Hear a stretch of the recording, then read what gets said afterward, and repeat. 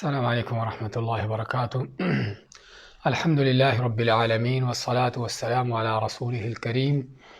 وعلی آلہ وصحبہ ومن سار علی نہجہ الی یوم الدین وسلم تسلیما کثیرا اما بعد۔ اللہ کے فضل توفیق سے ابھی ہماری عقیدہ منہج کی کلاس رہے گی، جس میں ہم نے سابقہ درس میں سوال نمبر 58 اور 59 لیے تھے کہ قبروں سے اٹھائے جانے کی کیا دلیل ہے اور اس کا انکار کرنے والوں کا کیا حکم ہے، اور اس حوالے سے ذکر کیا تھا کہ یہی سب سے اہم وہ مسئلہ ہے کہ جس کا نبیوں کا اپنی امتوں کے درمیان اختلاف رہا ہے۔ توحید کے مسئلے کے بعد نبیوں کی دعوت 3 چیزوں پر زیادہ مرکوز ہوتی رہی ہے، ایک اللہ تعالیٰ کی توحید کی، اور دوسری رسالت کی، اور تیسری جو ہے وہ آخرت کی، قیامت کی۔ تو اور مشرکین کا انہی تینوں چیزوں پر ہی نبیوں سے بڑا اختلاف رہا ہے، اللہ کی توحید کے حوالے سے کہ اللہ کے سوا اوروں کو اللہ کے ساتھ شریک کرنا، ان کو اپنے مشکل کشا حاجت روا اور اپنے معبود بنانا، اور اسی طرح رسالت کے حوالے سے ان کے جو اعتراضات رہے ہیں نبیوں پر، رسولوں پر، کہ کیسے ممکن ہے ایک انسان اور بشر وہ بھی کبھی رسول بن کے آ سکتا ہے۔ اور تیسرا بڑا جو کافروں کا، مشرکین کا جو نبیوں سے اختلاف رہا ہے وہ آخرت کے حوالے سے کہ مرنے کے بعد دوبارہ زندہ ہونا، یہ ان کے تصورات سے بالا تر چیز تھی۔ حالانکہ قرآن کریم میں اللہ نے جگہ جگہ پر اس چیز کی کھل کر دلیلیں بیان کی ہیں، لیکن اس کے مد مقابل مشرک اور کافر بھی اپنے پرزور طریقے سے جو ہے اس کا انکار کرنے پر تلے رہے ہیں۔ تو ہم نے کافی تفصیل کے ساتھ اس بات کا ذکر کیا تھا، مختلف طرح کی دلیلوں کے ساتھ، جس میں قرآن کی دلیلیں بھی ہیں اور سنت سے بھی دلیلیں ہیں اور عقل سے بھی ہیں، اور کائنات کے جو کہ نظام چل رہا ہے اس میں بھی۔ تو مختلف طرح کی اس کی دلیلیں جو ہیں مرنے کے بعد اٹھنے کی، اس کے ہم نے تفصیلاً ذکر کیا تھا۔ اس کے بعد سوال نمبر 59 میں ہم نے اس بات کو لیا تھا کہ سور جس کے پھونکے جانے پر قیامت قائم ہوگی، وہ سور کتنی بار پھونکا جائے گا، وہ سور کیا ہے، اس کی حقیقت کیا ہے، اور پہلے سور کے پھونکا جانے کے بعد کیا ہوگا اور دوسرے سور پر کیا ہوگا۔ تو اس کی تفصیلات ہم نے لی تھیں اور اس کی دلیل بیان کی تھی کہ سور پھونکے جانے کی کیا دلیل ہے۔ اس کے بعد آج ہمارا سوال نمبر 60 ہے، جس میں ہے کہ میدان محشر اور اس میں لوگوں کی کیا کیفیت ہوگی۔ یعنی یہ ساری چیزیں ایمان بالآخرت میں شامل ہیں، آخرت پر ایمان، اس کے یہ سارے مراحل ہیں، یا اس کے اندر یہ ساری چیزیں شامل ہیں کہ مرنے کے بعد اٹھنا، زندہ ہونا، اور اس کے بعد لوگوں کا محشر کے میدان میں جمع ہونا، اور وہاں پر محشر کے میدان میں لوگوں کا حال کیا ہوگا۔ قرآن سنت میں ان چیزوں کو کافی تفصیل سے بیان کیا گیا ہے۔ 10 آیات ہیں کہ جس میں اللہ تعالیٰ نے لوگوں کے حالات بیان کیے ہیں، قیامت کے دن کیا ہوں گے، اور اسی طرح احادیث بھی کہ ایک ہیں کہ جو قیامت کے دن کے لوگوں کے حالات کو بیان کرتی ہیں۔ تو چنانچہ انہی آیات میں سے اللہ تعالیٰ کا فرمان وَلَا تَحْسَبَنَّ اللَّهَ غَافِلًا عَمَّا يَعْمَلُ الظَّالِمُونَ إِنَّمَا يُؤَخِّرُهُمْ لِيَوْمٍ تَشْخَصُ فِيهِ الْأَبْصَارُ مُهْطِعِينَ مُقْنِعِي رُؤُوسِهِمْ لَا يَرْتَدُّ إِلَيْهِمْ طَرْفُهُمْ وَأَفْئِدَتُهُمْ هَوَاءٌ۔ اللہ فرماتا ہے کہ نہ سمجھو کہ اللہ تعالیٰ بے خبر ہے اس سے جو کہ ظالم کر رہے ہیں، ظالموں کے ظلم سے اللہ تعالیٰ کو بے خبر نہ سمجھو، بلکہ اللہ تعالیٰ پوری طرح باخبر ہے، پوری طرح خبر رکھے ہوئے ہے کہ کون ظالم کیا کر رہا ہے۔ تو تو اللہ فرماتے ہیں کہ اللہ تعالیٰ تو صرف ان ظالموں کو مہلت دیے ہوئے ہے، ڈھیل دیے ہوئے ہے اس دن تک جس میں ان کی آنکھیں اٹھی ہوں گی اور دوڑ رہے ہوں گے کس طرف؟ محشر کے میدان کی طرف۔ تو چنانچہ نبی کریم علیہ السلام نے قبروں سے لوگوں کے نکلنے کا حال بیان کیا ہے کہ لوگ قبروں سے نکل کر محشر کے میدان کی طرف جمع ہوں گے، اور اس میں مزید آپ فرماتے ہیں کہ عدن کی طرف سے ایک آگ نکلے گی، جو آگ جو ہے لوگوں کو محشر کے میدان کی طرف ہانکے گی، اور لوگ جو ہیں محشر کے میدان کی طرف اپنے اعمال لیے جا رہے ہوں گے۔ سورہ قاف میں بھی اللہ نے اس کا کچھ منظر بیان کیا ہے کہ جس میں اللہ تعالیٰ فرماتا ہے کہ جس میں آدمی جیسے ہی قبر سے نکلے گا، اللہ کے 2 فرشتے فوراً اس کا چارج سنبھالیں گے، جن کو اللہ نے سائق و شہید کا نام دیا ہے۔ ایک فرشتہ جو اس کو ہانکنے والا ہوگا اور دوسرا جو اس پر گواہ ہوگا، اور اللہ تعالیٰ کے پاس ان کو حاضر کر کے لے کر آ کے اللہ کے سامنے پیش کریں گے، اور اس طریقے سے جو ہے لوگوں کے محشر کے میدان میں جمع ہونا، لیکن وہاں پر سبھی لوگوں کے حالات ایک طرح کے نہیں ہیں۔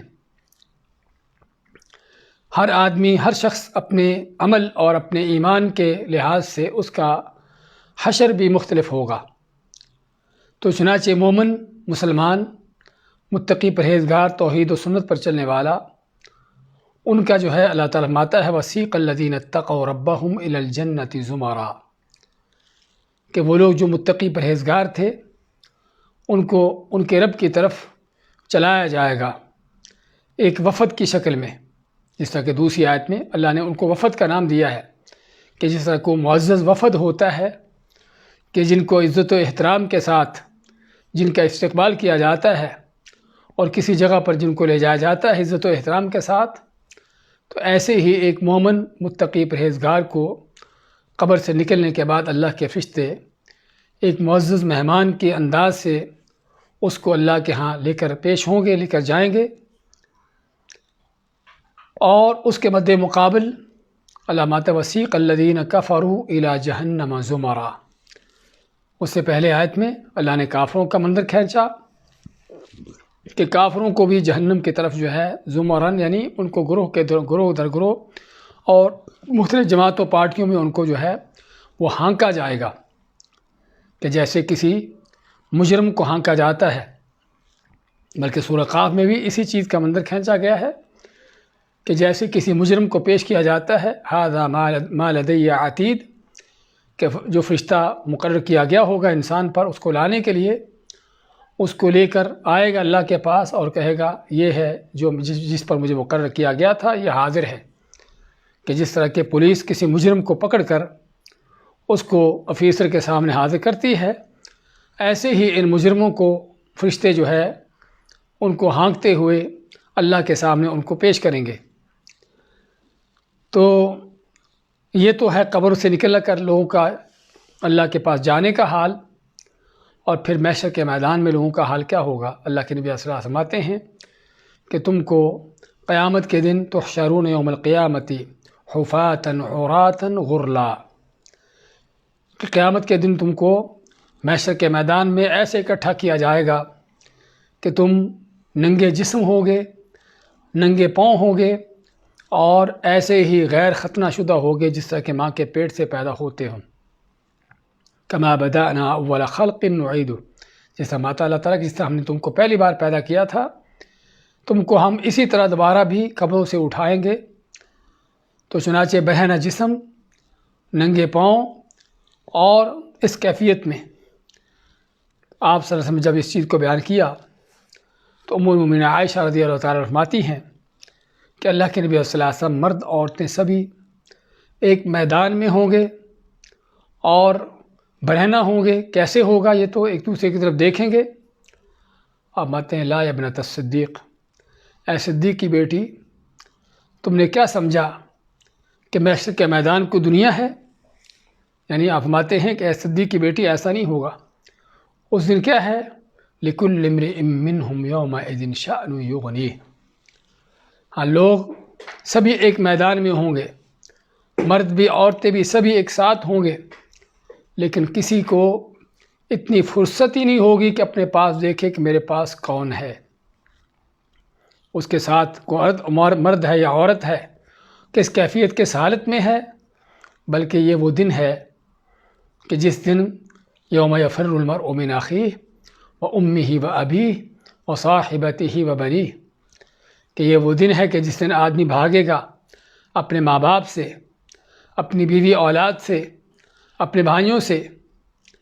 اور ہر انسان اپنے آپ میں مگن ہوگا کہ اس کے ساتھ کیا پیش آنے والا ہے۔ اور واقع ہی ایک تو قیامت کی ہولناکیاں، اور دوسرا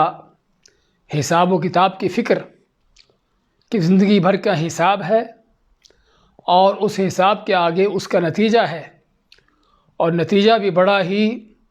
بہت بڑا نتیجہ ہے، یا ہمیشہ ہمیش کی نعمتوں بھری جنت کی شکل میں، یا پھر ہمیشہ ہمیش کی عذاب و بھری جہنم کی شکل میں۔ تو اس حالت میں کون کسی کو دیکھے گا کہ میرے پاس کون کھڑا ہے؟ تو آپ ماتے ہیں کہ عائشہ رضی اللہ عنہ، کیا تم نے ایسا سمجھا ہے کہ وہاں بھی لوگ ایک دوسرے کو دیکھیں گے؟ وہاں پر کسی کے پاس ایک دوسرے کو دیکھنے کی فرصت ہی نہیں ہوگی کہ دیکھے کہ میرے پاس کون ہے، جس سے اندازہ ہوتا ہے کہ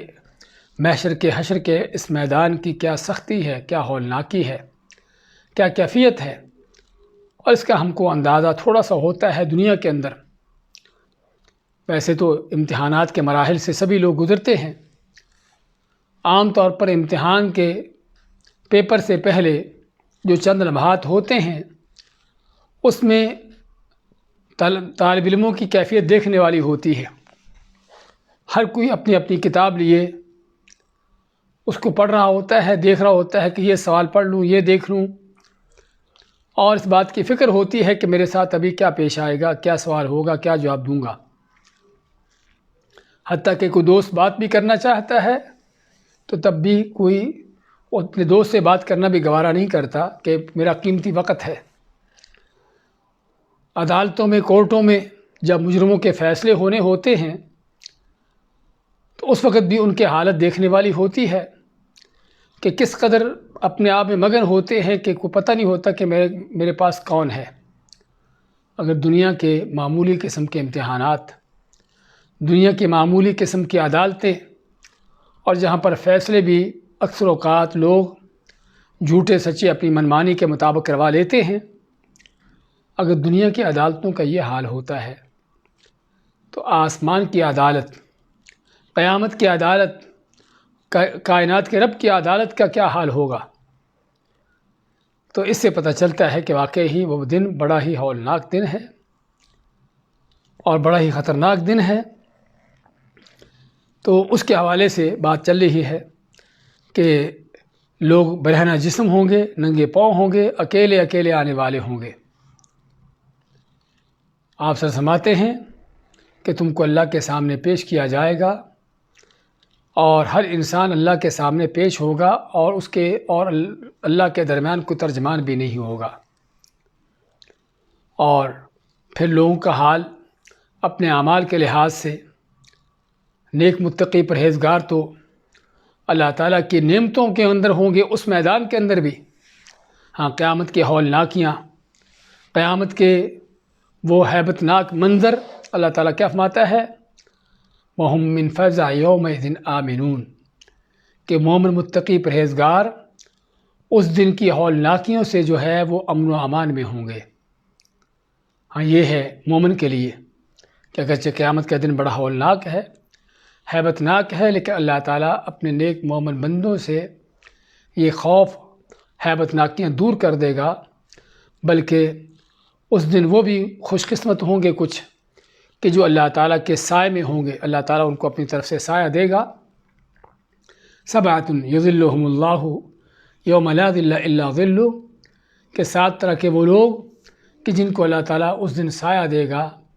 کہ جس دن اللہ تعالیٰ کے دیے ہوئے سائے کے علاوہ اور کوئی سایہ نہ ہوگا۔ اور ان 7 طرح کے لوگوں کے اندر آپ نے جن کا ذکر کیا وہ کون ہیں؟ امام عادل کہ کوئی عدل و انصاف کرنے والا حکمران اور وہ شخص جس کا دل مسجد کے ساتھ لگا ہوا ہے، یعنی اللہ کی عبادت اور نماز کے ساتھ اس کا تعلق، اور وہ شخص کہ جس کو خوبصورت اور حسب و نسب کی عورت زنا بدکاری کے لیے دعوت دے اور وہ کہے کہ میں اللہ سے ڈرتا ہوں، اور وہ دو آدمی کہ جن کی آپس میں اللہ کی خاطر محبت تھی اسی پر جمع ہوئے اور اسی پر الگ ہوئے، اور وہ شخص جس نے اللہ کی راہ میں صدقہ دیا اور اس خفیہ انداز سے کیا کہ اور تو کسی کو کیا پتہ چلنا بلکہ اس کے بائیں ہاتھ کو بھی پتہ نہ چلا کہ دائیں ہاتھ نے کیا صدقہ دیا ہے۔ اس طرح کے 7 لوگ کہ جن کا قیامت کے دن جن کو اللہ تعالیٰ سایہ دے گا۔ تو کہنے کا مقصد کہ اگرچہ یہ دن بڑا ہولناک ہے، بڑا ہیبت ناک ہے، لیکن اس کی ہیبت ناکیوں کا اہل ایمان سے کوئی تعلق نہیں ہوگا، اور اللہ تعالیٰ اہل ایمان کو اس وقت بھی امن و امان دے گا، اور اللہ تعالیٰ کا فرمان ان الذين قالوا ربنا الله ثم استقاموا تتنزل عليهم الملائكة الا تخافوا ولا تحزنوا وابشروا بالجنة التي كنتم توعدون نحن اولياؤكم في الحياة الدنيا وفي الآخرة۔ اس آیت میں اللہ تعالیٰ نے جو بشارت دی ہے اہل ایمان کو کہ جو اللہ پر ایمان لا کر اس پر ثابت قدم ہو گئے، تو پھر کیا ہے، اللہ کے فرشتے ان پر نازل ہوتے ہیں، ان کو بشارتیں خوشخبریاں دیتے ہوئے کہ کوئی ڈر خوف نہ کرو، ہم تمہارے ساتھ ہیں، ہم تمہارے ساتھی ہیں۔ تو یہ بشارتیں ان کے لیے دنیا میں بھی اور آخرت میں بھی، دنیا میں بھی مختلف مراحل میں دنیا کے ظالموں طاغوتوں کے خلاف کہ اللہ تعالیٰ جو ان فرشتوں کے ذریعے اہل ایمان کے دلوں کو مضبوط کرتا ہے، ان کو ثابت قدمی دیتا ہے، مرتے ہوئے بھی دنیا سے جاتے ہوئے بھی ان کو جو ثابت قدمی عطا کرتا ہے، اور پھر قبر میں بھی اور قبر سے اٹھتے ہوئے بھی اور محشر کے میدان میں بھی۔ تو یہ مومنوں کا حال قیامت کے دن کا، اس دن اسی محشر کے میدان میں کچھ وہ بھی خوش قسمت ہوں گے کہ جو اللہ کی طرف سے دیے گئے نور کے ممبروں پر ہوں گے، جن کے بارے میں نبی اکرم صلی اللہ علیہ وسلم کا فرمان ہے کہ وہ لوگ جو اپنے ماتحتوں اور اپنے جو ان کے انڈر لوگ ہیں ان کے درمیان عدل و انصاف سے چلتے ہیں، اللہ تعالیٰ قیامت کے دن ان کو نور کے ممبروں پر جو ہے ان کو مقام دے گا، ان کو بٹھائے گا، اور ایسا مقام دے گا کہ حتیٰ کہ نبی رسول بھی ان پر رشک کریں گے۔ تو کہنے کا مقصد کہ قیامت کے دن کی ہولناکیاں ضرور ہیں، لیکن اہل ایمان کے لیے اس دن بھی اللہ کے انعامات ہیں، اور پھر اس دن بھی اللہ تعالیٰ کا دیدار کریں گے۔ وجوہ یومئذ ناظرہ الی ربہا ناظرہ۔ ہاں، اس دن قیامت کے دن کچھ چہرے ہوں گے کہ جو اللہ کا دیدار کر رہے ہوں گے، اللہ کو دیکھ رہے ہوں گے، چہرے تر و تازہ ہوں گے، خوشحال ہوں گے۔ وجوہ یومئذ مستبشرہ۔ ہاں، کچھ وہ چہرے ہوں گے اس دن جو خوش باش ہنستے مسکراتے ہوں گے۔ تو کہنے کا مقصد یہ ساری آیتیں ہم کو اس بات کی دلیل دیتی ہیں کہ اہل ایمان اس دن بھی کس امن و امان میں ہوں گے اور کس خوشیوں میں اور اللہ تعالیٰ کی نعمتوں میں ہوں گے۔ اس کے مد مقابل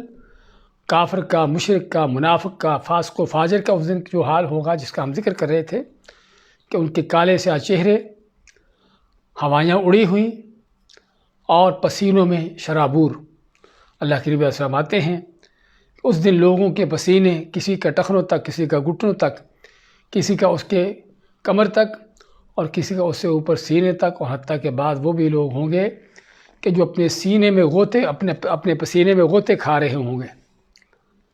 اور یہ بھی ایک ہی میدان کے اندر 2 آدمی قریب قریب کھڑے ہوئے، ایک آدمی پورے امن و امان میں ہے اور دوسرا پسینے میں ڈوب رہا ہے۔ یہ بھی اللہ تعالیٰ کی قدرتیں ہیں، اس کی حکمتیں ہیں۔ تو بات کر رہے تھے کہ یہ قیامت کے دن کے حالات، محشر کے میدان کے حالات کہ جہاں کی ضرورت ہے انسان کو آج ہی تیاری کرنے کی کہ اس دن کے لیے کیا تیار کیا ہے۔ اس کے بعد 61 نمبر سوال، اللہ تعالیٰ کے سامنے پیش ہونے اور حساب کتاب کی کیا کیفیت ہے؟ پہلے ہم نے ذکر کیا محشر کے میدان کا، اور اس کے بعد اللہ تعالیٰ کے سامنے پیش ہونا، کیونکہ اللہ تعالیٰ جس طرح کہ اللہ کی ذات کے لائق ہے اپنی جلال و عظمت کے ساتھ محشر کے میدان میں نازل ہوگا، آئے گا۔ هل ينظرون الا ان ياتيهم الله في ظلل من الغمام، جس کا اللہ فرماتا ہے کیا یہ لوگ اس بات کا انتظار کر رہے ہیں کہ آئے ان کو اللہ تعالیٰ بادلوں کے سائے میں؟ تو اللہ تعالیٰ جس طرح اسی ذات کے لائق ہے وہ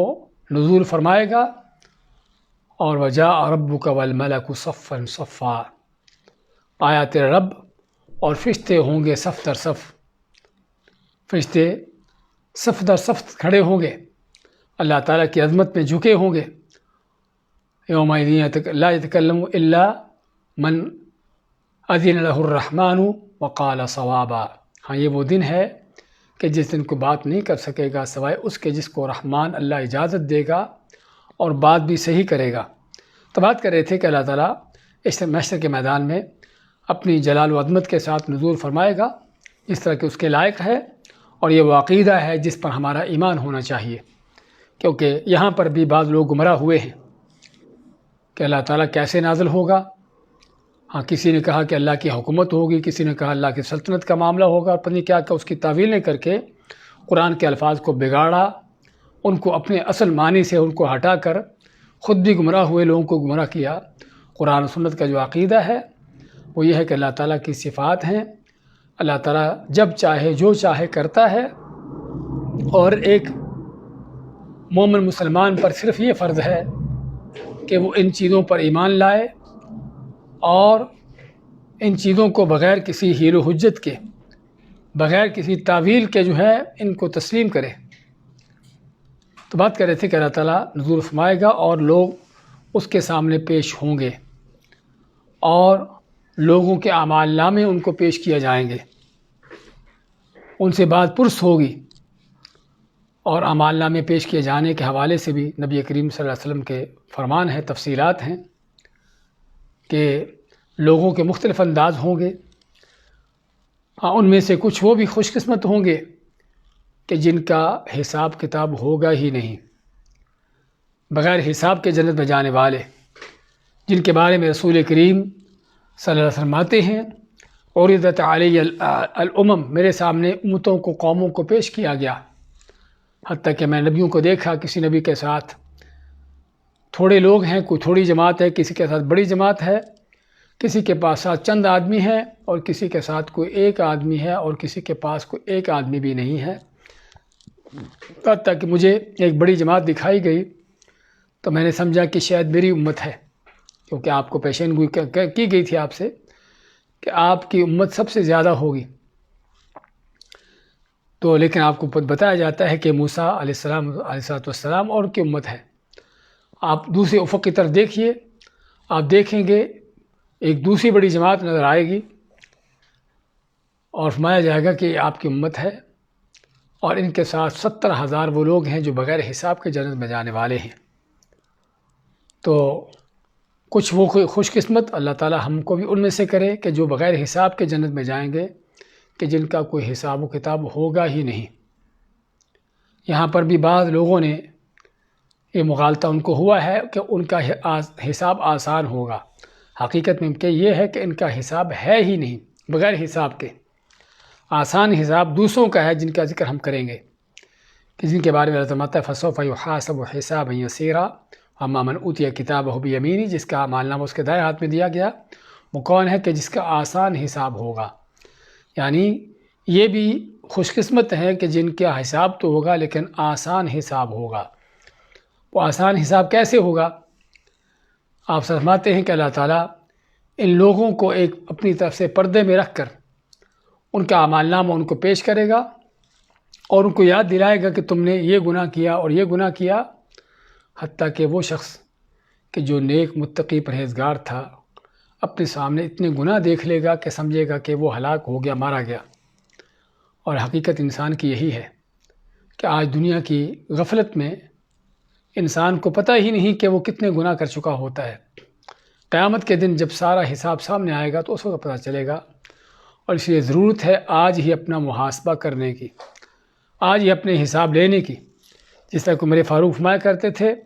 حاسبوا انفسکم قبل ان تحاسبوا، کہ لوگوں آج اپنا حساب لے لو اس سے پہلے کہ تمہارا حساب لیا جائے۔ وتأہبوا للعرض الاکبر علی اللہ، اور اللہ کے سامنے جو بہت بڑی تمہاری پیشی ہونے والی ہے اس کے لیے اپنے آپ کو تیار کرو۔ تو بات کر رہے تھے کہ یہ آسان حساب کس کا ہے، کہ جو مومن متقی ہے اللہ اس کو اس کے گناہ یاد دلائے گا اور وہ دیکھے گا، حتیٰ کہ سمجھے گا کہ ہلاک ہو گیا تو اللہ فرمائے گا کہ تیرے وہ گناہ ہیں کہ جن کو میں نے دنیا میں چھپائے رکھا، ان پر پردہ ڈالے رکھا، اور آج میں ان کو معاف کرتا ہوں۔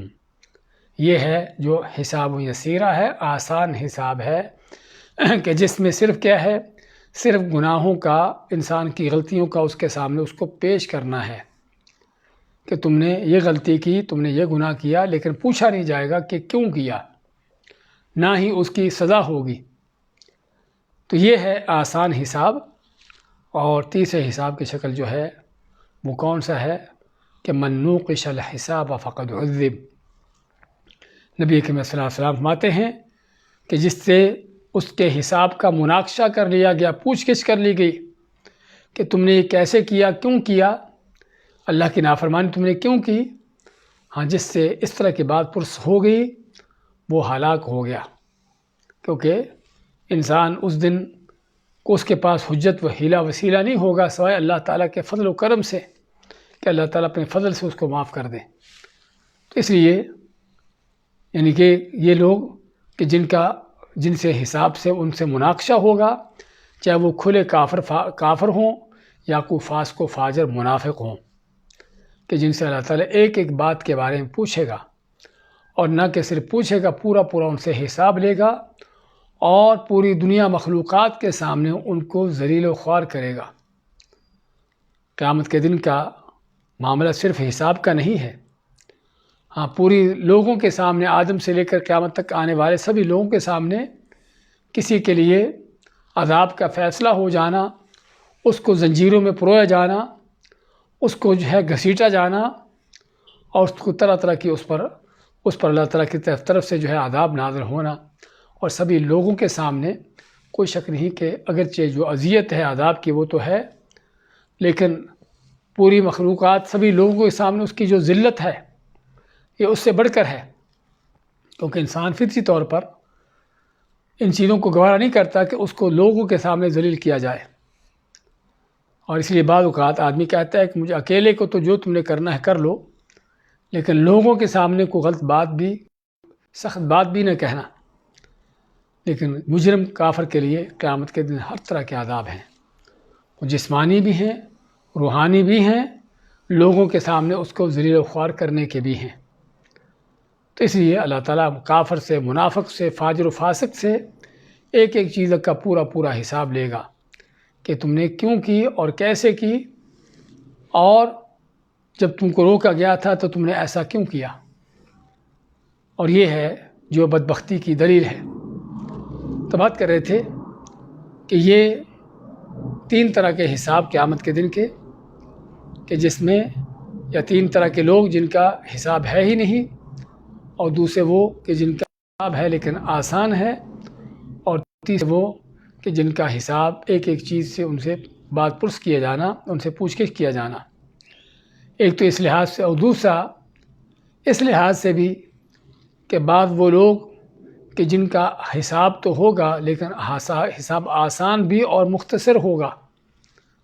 اور دوسرے وہ لوگ جن کا حساب لمبا ہوگا۔ اور یہ حساب کا لمبا اور مختصر ہونا بھی کس بنیاد پر ہے، اور اس کا تعلق بھی انسان دنیا میں جو سمیٹتا ہے، جو جمع کرتا ہے، دنیا کے مال و دولت، دنیا کے عہدے منصب، دنیا کی جاہ و حشمت، جو بھی کچھ وہ حاصل کرتا ہے اس کو سمیٹتا ہے، اس کو اور مزید حاصل کرنے کی کوشش میں رہتا ہے۔ ہاں یہ زیادتی جو ہے مال کی اور دنیا کی نعمتوں کی کثرت جو ہے، ہاں یہ وہ چیز ہے کہ جو قیامت کے حساب کو بھی مشکل بنانے والی ہے۔ جس قدر زیادہ نعمتیں ہوں گی اسی قدر ان کا حساب بھی زیادہ ہوگا۔ اور اس لیے آپ فرماتے ہیں کہ قیامت کے دن جو فقیر لوگ ہیں، غریب لوگ ہیں، دنیا سے یعنی کہ دنیا میں ان کی تنگ دستی رہی ہے، کوئی دنیا کی ریل پیل ان کے پاس نہ تھی، وہ عام ان مسلمانوں سے جو مالدار تھے ان سے 40 سال پہلے جنت میں جا پہنچے گئے۔ کس لیے؟ کہ آسان حساب ہونے کی وجہ سے اور مختصر حساب ہونے کی وجہ سے چند نعمتیں تھیں دنیا میں اور ان کا حساب دے دیا اور باقی کچھ نہیں، اور اللہ کے حکم کے مطابق زندگی گزاری تو جنتوں کے فیصلے ہو گئے۔ تو اس لیے اس میں اس بات کی تنبیہ بھی ہے انسان کے لیے کہ انسان کو ضرورت ہے کہ دنیا کو زیادہ جمع کرنے کے بجائے اس میں زیادہ اس کو حاصل کرنے کی کوشش کرنے کے بجائے اصل یہ ہے کہ صرف دنیا سے اتنا سا تعلق رکھے کہ جتنی اس کی ضرورت ہے، اور جو نبی کریم صلی اللہ علیہ وسلم اور صحابہ کرام کی سیرت سے ہم کو ملتی ہیں۔ عبداللہ بن مسعود رضی اللہ تعالیٰ عنہ آپ کو دیکھتے ہیں کہ آپ لیٹے ہوئے تھے چٹائی پر، تو آپ کے پہلو پر چٹائی کے نشان لگے ہوئے ہیں۔ تو ماتے ہیں کہ آئے اللہ کے نبی صلی اللہ علیہ وسلم اگر آپ ہمیں اجازت دیں تو ہم آپ کے لیے کوئی بستر بنا دیں۔ آپ میں کہ مالی ولی دنیا، کہ میرا اس دنیا سے تعلق کیا ہے، ما انا الا کراکب، میری مثال تو اس سوار کی ہے، مسافر کی ہے، استظل تحت شجرۃ ثم ترکها وراءہ، کہ جو سفر کرتے کرتے کسی تھکاوٹ کی وجہ سے درخت کے نیچے تھوڑا لیٹتا ہے، آرام کرنے کے بعد اپنی منزل کو چل دیتا ہے۔ تو آپ مانتے ہیں کہ مجھے اس دنیا سے کیا تعلق ہے میں بستر بنانے بیٹھوں؟ ہاں، یہ تھا نبی کریم صلی اللہ علیہ وسلم، اور بلکہ صرف آپ ہی کا نہیں،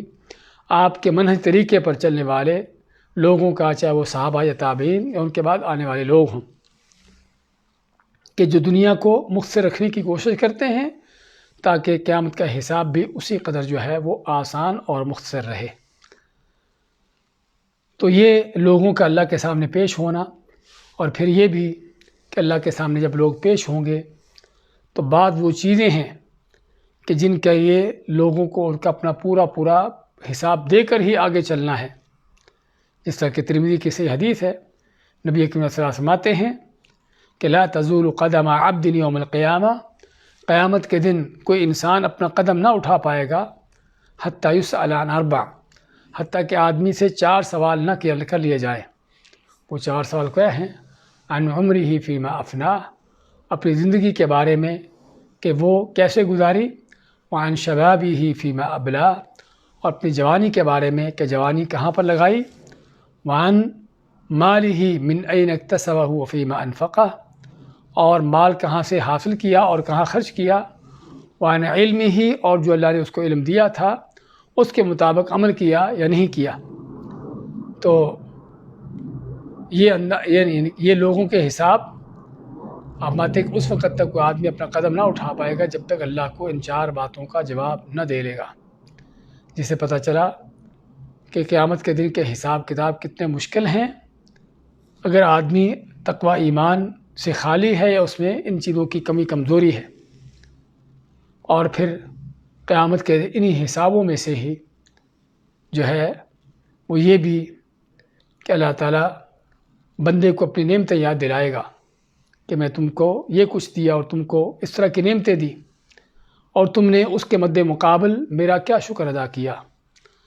انہی حسابوں میں سے اللہ تعالیٰ نبیوں رسولوں کو اپنے سامنے لائے گا، اور ان نبیوں رسولوں کی امتوں کو بھی اپنے سامنے کھڑا کرے گا اور پوچھے گا نبیوں سے، کیا تم نے اپنی امت کو میرا دین میرا پیغام پہنچا دیا؟ تو نبی کہیں گے اللہ ہم نے تیرا دین تیرا پیغام پہنچا دیا۔ اللہ ان کی امتوں سے پوچھے گا کیا میرے نبی نے تم کو میرا پیغام سنایا؟ تو کافر مشرک اس دن بھی جھوٹ بولیں گے، کیا کہیں گے ما جاءنا من نذیر، کہ ہمیں تو کوئی ڈرانے والا کوئی نبی رسول آیا ہی نہیں ہے۔ تو پھر اللہ تعالیٰ نبیوں سے گواہ طلب کرے گا کہ تمہارے پاس کیا گواہی ہے، کیا ثبوت ہے کہ واقعی تم نے میرا دین پہنچا دیا ہے؟ تو اس وقت اللہ کے انبیاء کہیں گے کہ ہماری گواہی دینے والے محمد صلی اللہ علیہ وسلم اور ان کی امت ہے۔ تو اللہ تعالیٰ اس امت مسلمہ سے نبیوں کے حق میں گواہی لے گا۔ لیکن یہاں پر سوال پیدا ہوتا ہے کہ امت مسلمہ ان کی نبیوں کے حق میں گواہی کیسے ہوگی؟ کیونکہ گواہی کا معنی یہ ہوتا ہے کہ آدمی کوئی چیز اپنی آنکھوں سے دیکھے، کوئی واقعہ اس کی آنکھوں کے سامنے پیش آیا ہو، تو تب جا کر پھر اس کے بارے میں گواہی دیتا ہے کہ یہ چیز ایسے ہے، لیکن وہ چیز کہ جو دیکھی ہی نہیں ہے اور ہزاروں سال پہلے گزر چکی، بلکہ نہ اس کا زمانہ پایا، تو اس کی گواہی کس بنیاد پر ہوگی؟ ہم مسلمان کی یہ گواہی قرآن کریم کی بنیاد پر ہوگی کہ ایک مسلمان جب قرآن پڑھتا ہے، اللہ کے سابقہ انبیاء کے واقعات سنتا پڑھتا ہے اور دیکھتا ہے کہ کس انداز سے اللہ کے انبیاء نے اپنی قوموں کو تبلیغ کی دعوت دی، ان کی اصلاح کی کوشش کی، اور مد مقابل میں قوموں کا انداز، ان کا کردار کیا رہا، قرآن ان باتوں کو کھل کر بیان کرتا ہے۔ تو چنانچہ قرآن کا سمجھنے والا مسلمان جانتا ہے کہ اللہ کے کون سے نبی نے کس طریقے سے لوگوں کو دین کی دعوت دی اور ان پر حجت قائم کی۔ تو مسلمان کی گواہی نبیوں کے حق میں قیامت کے دن اللہ کی عدالت میں کوئی شک نہیں کہ بہت بڑا مقام اور بہت بڑا شرف ہے اس انسان اور مسلمان کے لیے کہ وہ اللہ کی عدالت میں، اللہ کے دربار میں نبیوں کے حق میں گواہ بن کر کھڑا ہو۔ تو یہ مختلف طرح کے لوگوں کے انداز قیامت کے دن اللہ کے سامنے پیش ہونے کے، یہ آج دونوں ایک سوالوں پر اکتفا کرتے ہیں۔ ہم نے پہلے سوال میں لیا ہے کہ محشر کے میدان میں لوگوں کا حال کیا ہوگا، کیا کیفیت ہوگی، اور کن یعنی کہ انعامات سے، اللہ کی طرف سے عزتوں اور شرف سے نوازے جائیں گے جو مومن متقی ہیں، اور ان کے مد مقابل کون کافر اور ظالم ہیں کہ جو قیامت کے دن جن کا حساب کتاب مشکل ہوگا، اور قیامت کے دن محشر کے میدان میں ان کا جمع ہونا ان کے لیے طرح طرح کی اس میں ذلت رسوائیاں ہوں گی۔ اور پھر اگلے سوال میں، سوال نمبر 61 میں ہم نے لیا کہ اللہ کے سامنے پیش ہونے اور حساب کتاب کی کیفیت کیا ہوگی۔ یہاں پر بھی کیفیتیں مختلف ہوں گی، جیسا کہ انسان کا ایمان ہے، اس کا عمل ہے، اس کا عقیدہ ہے، اسی لحاظ سے ہی ان کی کیفیتیں ہوں گی۔ مومن متقی ہے تو اللہ کی طرف سے انعامات ہیں، عزت وقار ہیں، اور اگر فاسق و فاجر منافق کافر ہے تو اللہ کے عذاب اس کے انتظار میں ہیں۔ تو یہ تھے آج کے ہمارے 2 سوال، اسی پر اکتفا کرتے ہیں آج۔ بارک اللہ فیک۔ جی ہاں شیخ، سوال یہ ہے، ایک سوال آیا ہے، کیا کوئی مومن اپنے اعمال کی بدولت جنت یا جہنم میں جائے گا؟ سوال آیا ہے، کیا مومن اپنے اعمال کی بدولت جنت یا جہنم میں جائے گا؟ بدولت کا معنی کیا ہے کہ اپنے اعمال کے سبب۔ ہاں، اگر اس کو بدولت کا معنی سبب کرتے ہیں تو کوئی شک نہیں کہ لوگوں کا جنت یا جہنم میں جانا ان کے اعمال ہی کی وجہ سے ہے۔ اللہ تعالیٰ فرماتا ہے حدیث قدسی میں، یا عبادی انما ہی اعمالکم احصیھا علیکم، اے میرے بندو، یہ تو تمہارے اپنے ہی کیے ہوئے عمل ہیں کہ جو میں تم پر لکھ رہا ہوں، ان کو ریکارڈ کر رہا ہوں۔ فمن وجد خیرا فلیحمد اللہ، اگر کوئی اپنے اعمال میں خیر نیکی پالے، اللہ کا شکر ادا کرے کہ اللہ نے اس کو نیکی کی توفیق دی اور اس نے نیکی کی۔ ومن وجد غیر ذلک فلا یلومن الا نفسہ، اور جو اس کے علاوہ کو اور معاملہ دیکھتا ہے، یعنی اپنے اعمال میں برائیاں دیکھتا ہے، تو اپنے آپ ہی کی ملامت کرے، یعنی اللہ تعالیٰ نے اس پر کوئی ظلم نہیں کیا۔ تو یہ حدیث اس بات کی واضح دلیل ہے کہ انسان اپنے اعمال ہی کی وجہ سے جنت جائے گا یا جہنم جائے گا۔ اور قرآن کریم میں کتنی ہی آیتیں ہیں کہ جس میں اللہ نے اس چیز کا ذکر کیا ہے، جنت والوں کے حوالے سے، ادخلوا الجنت بما صبرتم، داخل ہو جو جنت میں جس وجہ سے جو تم نے صبر کیا۔ اور دوسری آیات میں کہ جو تمہارے عمل صالح تھے۔ تو اس میں یہاں پر وضاحت کی ضرورت یہ ہے کہ اعمال جو ہیں، نیک اعمال جنت کی قیمت نہیں ہے، جنت کا عوض نہیں ہے، لیکن جنت میں جانے کا سبب ہے۔ اللہ دوسرا سوال یہ ہے، میرے خیال اذان سن لیں، اذان کے بعد انشاءاللہ دوسرا سوال کا جواب دے لیں۔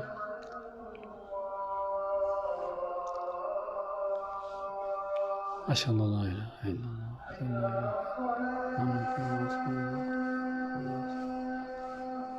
لا حول ولا قوة الا باللہ۔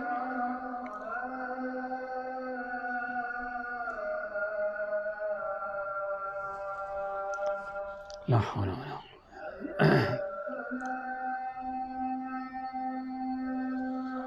لا حول ولا قوة۔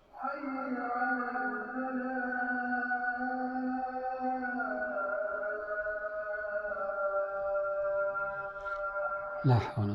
ولا قوة.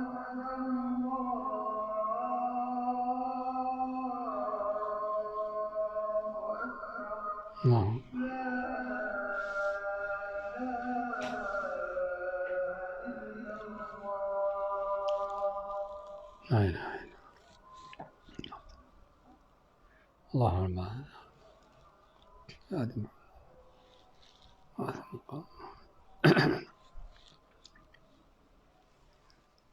جی